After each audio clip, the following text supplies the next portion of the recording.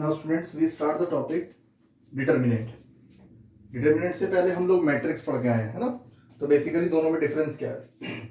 तो डिटर्मिनेंट होता क्या है, पहले मैट्रिक्स की बात करते हैं। चलो, मैट्रिक्स तो हम लोगों ने अभी पढ़ा। तो मैट्रिक्स का जो पूरा टॉपिक हमने खत्म किया, उसके अंदर जितनी प्रॉपर्टीज हमने मैट्रिक्स की यूज करी, जो भी ऑपरेशंस उसमें यूज करे, चाहे हमने उनको प्लस किया, माइनस किया, मल्टीप्लाई किया, again we get a new matrix, है ना। अगर हमने दो मैट्रिक्स को ऐड किया है, सब्ट्रैक्ट किया है या मल्टीप्लाई किया है, तो again we get a matrix. अब बात आती है डिटर्मिनेंट। तो डिटर्मिनेंट क्या होता है, तो देखो डिटर्मिनेंट की डेफिनेशन में लिख रखी है, determinant is a number associated to a square matrix. Determinant एक नंबर होता है जो किससे एसोसिएट करेगा, ओनली इन स्क्वायर मैट्रिक्स, ठीक है। जबकि मैट्रिक्स में दोनों तरीके की चलती है, रेक्टेंगल भी यूज कर सकते हैं, स्क्वायर मैट्रिक्स भी चलती है, लेकिन डिटर्मिनेंट टॉपिक के अंदर कौन सी मैट्रिक्स चलेंगी, ओनली स्क्वायर मैट्रिक्स, है ना। ध्यान रखना, अब ये जो पूरा टॉपिक आपका चल रहा है वो क्या चलेगा, स्क्वायर मैट्रिक्स से। तो डिटर्मिनेंट एक वैल्यू होती है, it is a particular number. अब वो नंबर रियल भी हो सकता है, कॉम्प्लेक्स भी हो सकता है ना, एसोसिएटेड टू अ नंबर। ये जो नंबर है आपके पास, ये रियल भी हो सकता है या ये कॉम्प्लेक्स भी हो सकता है ना, होगा बट कोई नंबर। तो एक नंबर होता है जो एक मैट्रिक्स से, स्क्वायर मैट्रिक्स से एसोसिएट करता है, ठीक है। चलो तो स्टार्ट करते हैं। तो if capital A is any square matrix of order n, कितने ऑर्डर की है, एन ऑर्डर की, then its determinant is denoted by, इसका सिंबल देखते हैं, इज डिनोटेड बाय। देखो डिटर्मिनेंट दो तरीके से लिखा जा सकता है, या तो डीईटी ऑफ ए लिख दो, तो डीईटी का मतलब determinant of a matrix A, या और करके डिटर्मिनेंट ऑफ ए। तो ये डिटर्मिनेंट का सिंबल होता है। तो देखो मैट्रिक्स और डिटर्मिनेंट में, जब देखो मैट्रिक्स एक रेक्टेंगुलर एरे में नंबर्स का अरेंजमेंट है, m इंटू एन नंबर्स का अरेंजमेंट है, जबकि डिटर्मिनेंट, डिटर्मिनेंट क्या है, एक पर्टिकुलर वैल्यू, कोई एक नंबर आपके पास आएगा, लिखा ना नंबर, अब वो रियल भी हो सकता है और एक कॉम्प्लेक्स नंबर भी हो सकता है। अब कैसे ऑब्टेन करते हैं इसको, ये भी देखना पड़ेगा कि सर कैसे ऑब्टेन करते हैं। तो स्क्वायर मैट्रिक्स में हमारे पास 1 बाय 1 ऑर्डर, 2 बाय 2 ऑर्डर और मैक्सिमम 3 बाय 3 ऑर्डर है, जो 12th के सिलेबस में आपका है, ठीक है। तो अब मैं आपको डिटर्मिनेंट ऑब्टेन करना बताता हूं, किस तरीके से ऑब्टेन करते हैं, एग्जांपल्स के थ्रू हम लेके चलता हूं और क्लियर करता हूं कि डिटर्मिनेंट्स कैसे ऑब्टेन करते हैं, ठीक है। चलो, तो सबसे पहला मैंने लिखा determinant of 1 by 1 order matrix. 1 by 1 order matrix के लिए एक मैं डिटर्मिनेंट दिखा रहा हूं आपको।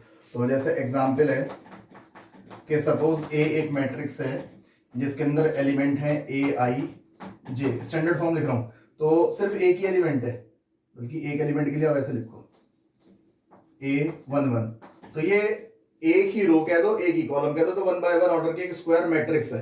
तो दिस इंप्लाई डिटर्मिनेंट ऑफ ए, देखो सिंबल डिटर्मिनेंट, और मैट्रिक्स के लिए रेक्टेंगुलर एरे चलते हैं, ये डिटर्मिनेंट का सिंबल होता है। तो यहाँ पे जो डिटर्मिनेंट ऑफ ए है वो सिंगल एलिमेंट जो था वही हो जाएगा। तो अब ये 5 था, 7 था, 8 था, -2 था, -3, कोई भी नंबर था, तो डिटर्मिनेंट क्या हुआ, वो नंबर उसकी वैल्यू हो गई, है ना। फिर हम लेते हैं नंबर सेकंड,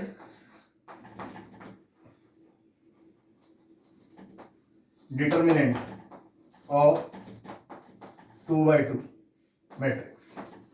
ऑर्डर मैट्रिक्स लिख दो, या मैट्रिक्स ऑर्डर तो हम ऑलरेडी लिख ही चुके हैं। तो डिटर्मिनेंट ऑफ 2 बाय 2 मैट्रिक्स, ठीक। फॉर एग्जाम्पल जैसे हमारे पास कोई मैट्रिक्स है, तो पहले हमने मैट्रिक्स लिखी, तो रेक्टेंगुलर एरे हैं 2 -1 3 4, ठीक है। तो दिस इंप्लाई, अगर मैं इसका डिटर्मिनेंट लिखूंगा, तो डिटर्मिनेंट ऑफ ए, तो फर्स्ट ऑफ ऑल मैट्रिक्स को डिटर्मिनेंट के सिंबल्स में लिखो, सिर्फ इसका मैट्रिक्स सिंबल हटा के डिटर्मिनेंट की फॉर्म में लिखो, एलिमेंट्स की प्लेस चेंज नहीं होगी, जो जहां है वही रहेगा, 2 -1 3 4। अब इसे कैसे ऑब्टेन करते हैं, देखो बड़ा सिंपल होता है इसे ऑब्टेन करना, सिंपल मल्टीप्लीकेशन, 2 4 जा, ऐसे लिखो 2 इंटू 4 याद रहेगा थोड़ा, माइनस फिर 3 इंटू -1, ये इसका वे होता है इसे ओपन करने का।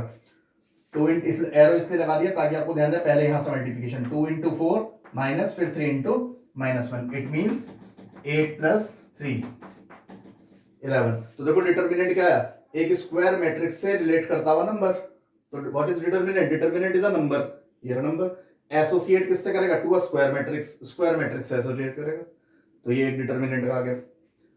अब हम देखते हैं डिटर्मिनेंट ऑफ 3/3, ये बड़ा इंपॉर्टेंट होता है ना, ये बड़ा इंपॉर्टेंट टॉपिक है। नंबर 3,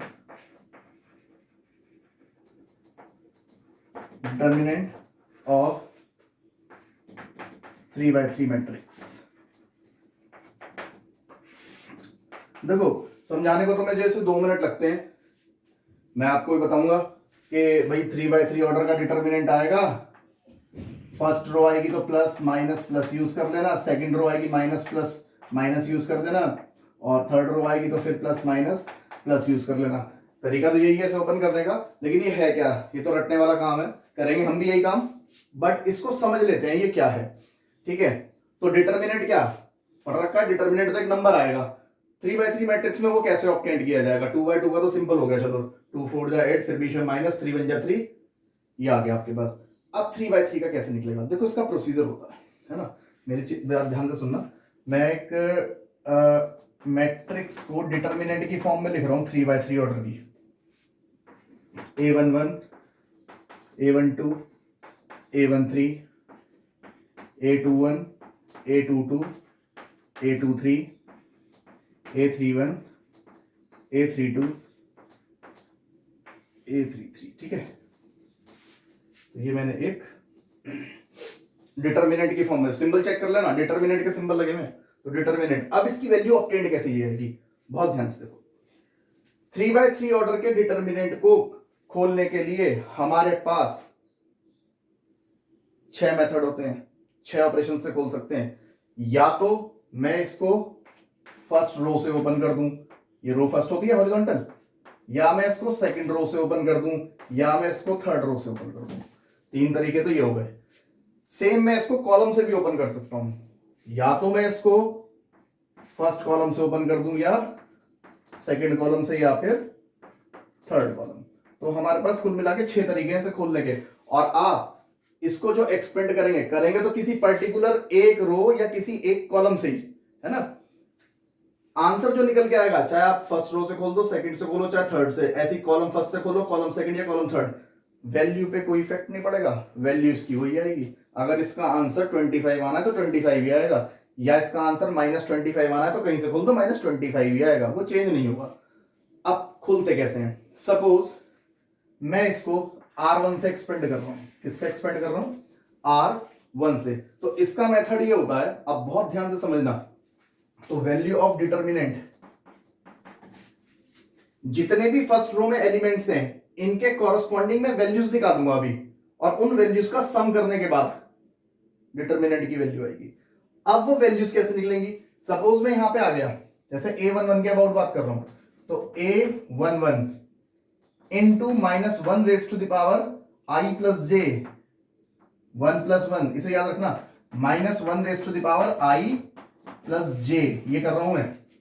एलिमेंट जिसके अबाउट चल रहे वो लिखो, उसके मल्टीप्लीकेशन में -1 raise to the power I plus J, then जिस एलिमेंट के अबाउट आप वर्क कर रहे हो उस एलिमेंट के अबाउट कॉलम को भूल जाओ, तो उसके नीचे ये पूरा कॉलम आ रहा है, और इसी के सामने ये पूरा का पूरा रो भूल जाओ, तो जो 4 एलिमेंट बचे, यानी वो 2/2 का डिटर्मिनेंट बच गया। क्या क्या बचा, A22 A23 A23 A32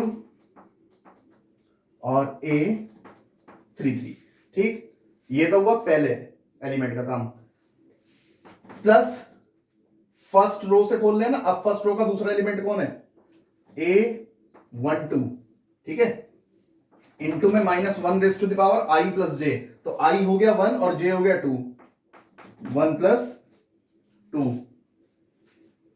into में फिर जिस एलिमेंट के अबाउट खोला उसके नीचे कॉलम भूल जाओ पूरा, और उसी का पूरा रो, तो रो कौन सा खत्म हो गया, देखो फर्स्ट वाला, और कॉलम खत्म हो गया सेकंड वाला। तो 4 एलिमेंट कौन कौन से बच रहे हैं, एक ये। तो इनको ये मल्टीप्लीकेशन बेस के आगे मैं यहां लिख रहा हूं। तो बचे कौन कौन से, A21, A23, A31, A33। ठीक, एक और बच गया पहली रो का, इसका भी काम हो गया, इसका भी काम हो गया, एक A13 और रह गया। अब इसमें ऐड करेंगे A13 और इनटू में -1 raise to the power i plus J. देखो i कितना है 1 और j है 3, यानी 1 + 3। और साथ में जिस एलिमेंट के अबाउट खोल रहे हैं कॉलम भूल जाओ, उसके सामने का पूरा रो भूल जाओ। तो 4 एलिमेंट, 1 2 3 4 एलिमेंट ये बच के डिटरमिनेंट में लिख दो A21, A22, A31, A32। ठीक है, तो इसको सॉल्व करने के बाद हमें अब ये 2/2 का डिटरमिनेंट आपने सीख लिया, दिस इनटू दिस, फिर minus this into this, this into this, minus this into this, this into this. तो वो जो वैल्यूज आएंगी यहां से सॉल्व करके ऐड करके, वो आपकी डिटरमिनेंट 3/3 की वैल्यू होंगी, है ना। तो बेसिकली है क्या, डायरेक्ट करने का तरीका है, मैं भी लगाऊंगा डायरेक्ट ही, हर बार ये काम थोड़ी करेंगे, ये करेंगे हम तो, कि अगर फर्स्ट रो में आप खोल रहे हो तो ये पहले एलिमेंट के लिए साइन यूज होगा प्लस, दूसरे एलिमेंट के लिए माइनस, तीसरे के लिए प्लस। देखो यहां से चेक करो, -1 के ऊपर पावर कितनी है, 1 + 1 2, इवन नंबर है तो स्क्वायर होते ही प्लस हो जाएगा। तो देखो पहले एलिमेंट पे प्लस का साइन है, प्लस, फिर दूसरे पे आ जाओ, -1 के ऊपर कितनी पावर है, 1 + 2 3, ऑड पावर है, तो -1 की पावर 3 का मतलब -1, तो माइनस की मल्टीप्लाई करके बीच का साइन किस में कन्वर्ट हो जाएगा, माइनस। तो देखो इसलिए बीच में माइनस। यहां पे आओ, तीसरा एलिमेंट जो है -1 की पावर 1 + 3 यानी 4, एक इवन नंबर है तो पावर कैसी हो गई, इवन नंबर, तो -1 की पावर 4 पॉजिटिव, तो यहाँ प्लस का साइन, तो देखो ये प्लस का साइन। ठीक है, तो ये तरीका होता है मतलब एक्सपेंड करने का। वो तो है ही, यार मैं इससे ही लगाऊंगा सारी चीजें, वो इजी भी पड़ेगा आपको, लेकिन वो है क्या, कहां से बना, वो यहां से बन के आया। ठीक है, तो वो साइन हम यूज करते हैं। अगर अब मैं सेकंड रो से खोलना चाहूं तो पहले एलिमेंट पे माइनस साइन लगाऊंगा, दूसरे एलिमेंट पे प्लस का, तीसरे पे माइनस का। थर्ड रो से खोलूंगा तो पहले पे प्लस, माइनस, दूसरे पे, तीसरे पे प्लस, तो आंसर वही निकल के आएगा कोई सी भी। लेकिन खुलेगा डिटरमिनेंट किससे, किसी एक रो या किसी कॉलम से, वो हमारे पर हम किससे खोलते हैं। ठीक है, तो first of all pause the video and note down.